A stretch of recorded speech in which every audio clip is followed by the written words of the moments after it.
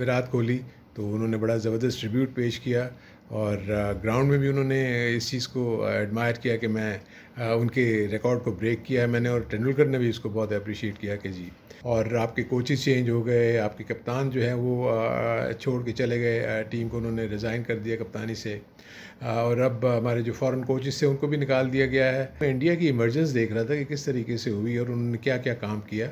हमें भी अपने मुल्क में उस तरीके से काम करना चाहिए। बिशन सिंह बेदी जो अभी इस दुनिया में नहीं रहे, चंद्रशेखर, जो लेट चंद्रशेखर और उसका प्रसन्ना, ये वो वेंकट राघवन, ये वो बॉलर्स थे जो बहुत ही दुनिया भर में माने जाते थे। और विराट कोहली की इमरजेंस एज ए क्रिकेटर जब तेंदुलकर छोड़ के गए तो उनका जो मैंटल है वो उन्होंने अपने हाथ में लिया, और जिस तरीके से वो खेले, आज की सेंचुरी उनकी बड़ी ज़बरदस्त थी। हालांकि हार्दिक पांड्या के अनफिट होने के बाद ऐसे लग रहा था कि काफ़ी प्रॉब्लम में आएगी इंडिया की टीम। अस्सलाम वालेकुम, मैं हूं हारून रशीद और अपने यूट्यूब चैनल पे आपको खुशामदीद कहता हूं। आज पहला सेमीफाइनल था इंडिया और न्यूजीलैंड के दरमियान। एक बड़ा ज़बरदस्त मुकाबला देखने को मिला। इंडिया ने अपनी सुपरमेसी दिखाई, उन्होंने बहुत ही अच्छी बैटिंग करते हुए पहले 398 रन बनाए, और उसके बाद न्यूजीलैंड जो है वो रन्स को चेंज नहीं कर सकी क्योंकि उनकी विकेट्स काफ़ी गिर गई थी। एक अच्छी पार्टनरशिप लगी थी, लेकिन जैसे ही विलियमसन आउट हुए उसके बाद विकेट्स जो हैं वो गिरती चली गई, और शामी ने बहुत ही उम्दा बॉलिंग करके अपनी टीम को मैच जिताया। 7 विकेट्स लिए, जो कि बड़ी अचीवमेंट थी। लेकिन सबसे बड़ी अचीवमेंट इस मैच में वो थी विराट कोहली की record breaking century. I think बहुत ही आउटस्टैंडिंग बैटिंग की विराट कोहली ने, और जब वो टीम को ज़रूरत थी उन्होंने ना सिर्फ ये कि बैटिंग करके आखिर वक्त तक वो लेकर गए टीम को और अपने स्कोर को 398 तक ले गए, जो कि बड़ा मुश्किल था कि वो चेज़ हो सकता। न्यूजीलैंड ने काफ़ी कोशिश की लेकिन उनके विकेट्स गिर गए।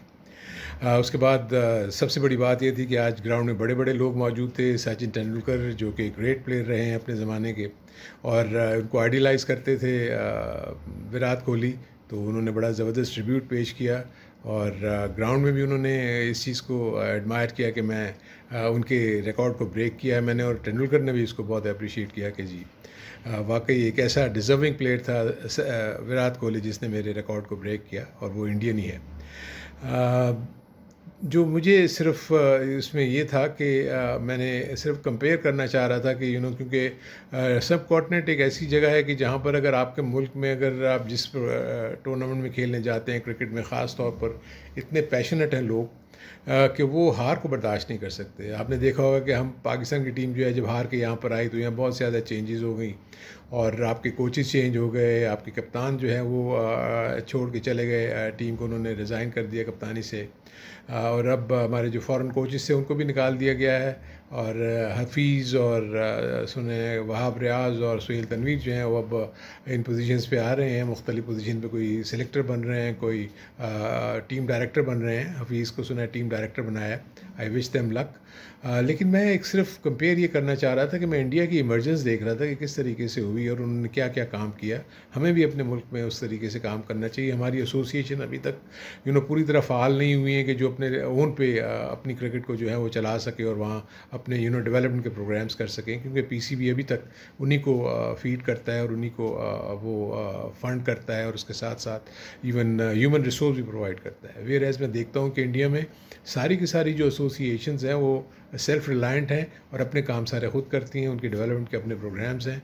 और इससे पहले तक मुझे इतना अच्छा है, जब मेरा एरा था, हम 70s 80s की हम अगर बात करते हैं, अर्ली 80s की, तो उस वक्त इंडिया की टीम जो थी ना वो स्पिन ओरिएंटेड, यानी स्पिनर्स डोमिनेट करते थे उनकी बॉलिंग अटैक को। बिशन सिंह बेदी जो अभी इस दुनिया में नहीं रहे, चंद्रशेखर, जो लेट चंद्रशेखर और उसका प्रसन्ना, ये वो वेंकट राघवन, ये वो बॉलर्स थे जो बहुत ही दुनिया भर में माने जाते थे। और बैटिंग में सुनील गावस्कर जो बहुत ही आउटस्टैंडिंग बैटिंग हीरो थे हमारे ज़माने में। हम देखते थे कि वो बड़ी से बड़ी टीम के ख़िलाफ़ चाहे जितने मर्जी फास्ट बॉलर्स हों उनका बड़ा अच्छा मुकाबला करते थे। विश्वनाथ एक और ऐसे प्लेयर थे। और उसके बाद अगर हम देखें तो वेंकसाकर जो हैं वो भी ज़बरदस्त किस्म की बैटिंग करते हुए नज़र आए। फिर उसके बाद हमने देखा कपिल देव की इमरजेंस हुई, और जैसे ही कपिल देव एक अच्छे ऑलराउंडर के तौर पर ऊपर आए, उसके साथ साथ जो है ना वो क्रिकेट जो है वो चेंज होती चली गई। रवि शास्त्री स्पिनिंग ऑलराउंडर थे। उसके बाद जो सबसे बड़ा काम इंडिया ने किया वो थी MRF, की फाउंडेशन के तहत उन्होंने एक पेस एकेडमी बनाई फ़ास्ट बॉलर्स के लिए। उसमें डेनिस लिली को बुलाया, जो कि मशहूर ज़माना ऑस्ट्रेलियन फ़ास्ट बॉलर थे। उन्होंने वहाँ बहुत काम किया। उसके बाद बहुत वहाँ से फ़ास्ट बॉलर्स की खेप निकली, मुनाफ और इसके अलावा और भी जितने फ़ास्ट बॉलर्स थे वो निकले। तो जैसे जैसे फ़ास्ट बॉलर्स इंडिया की टीम में आना शुरू हुए, उसके साथ ही उनके साथ जो स्पिनिंग अटैक तो उनका हमेशा से अच्छा था, तो उन्होंने डोमिनेट करना शुरू कर दिया वर्ल्ड सीन में।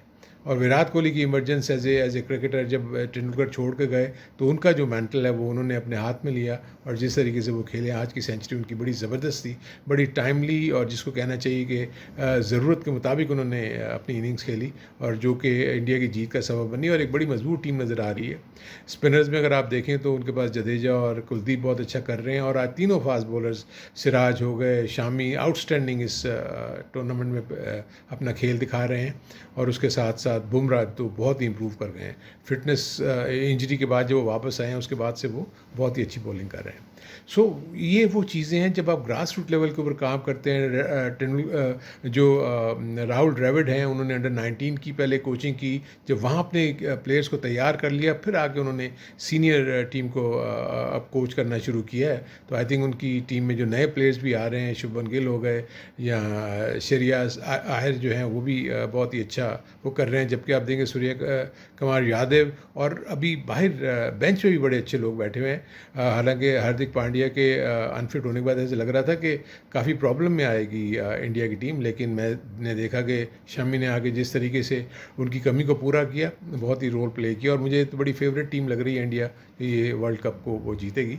सो वो सारी चीज़ें मैं फील करता हूँ कि कि हमें भी यहाँ पर अपने ग्रास रूट लेवल पर देखना होगा, इंफ्रास्ट्रक्चर को देखना होगा, ताकि हम भी ऐसे काम करके, क्योंकि हमारे जब तक नीचे से प्लेयर्स बन के नहीं आएंगे ऊपर, तो हमारे पास रिप्लेसमेंट्स नहीं आएंगी। अगर हमारे ये सीनियर प्लेयर्स निकल जाते हैं तो हम नीचे देखते हैं कि हमारे अभी फर्स्ट क्लास लेवल पे ऐसे क्रिकेटर्स नहीं हैं जो आगे इनकी जगह ले सकें।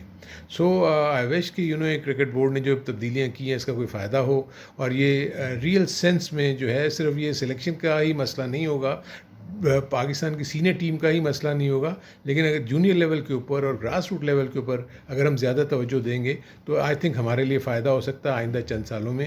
अगर हमने ग्रास रूट लेवल के ऊपर काम करके अच्छे प्लेयर्स को हमने अच्छी तरह डेवलप कर लिया, तो हमारा भी बेंच स्ट्रेंथ जो है बहुत स्ट्रांग हो सकती है। क्योंकि अभी वर्ल्ड कप में आप देखें, T20 का वर्ल्ड कप भी आने वाला है, ऑस्ट्रेलिया की हमारा टूर होने वाला है, लेकिन उसके साथ साथ अगर आप आगे देखें तो बहुत सारी क्रिकेट बाकी है, उसके लिए हमें अपने प्लेयर्स को तैयार करना होगा। सो आई होप कि ये सारी चीज़ें पीसीबी की नज़र में होंगी, तो पीसीबी जो है वो इसके ऊपर काम करेगा, ताकि हमारी टीम में किसी किस्म की कोई कमी ना रह जाए। आपका बहुत बहुत शुक्रिया।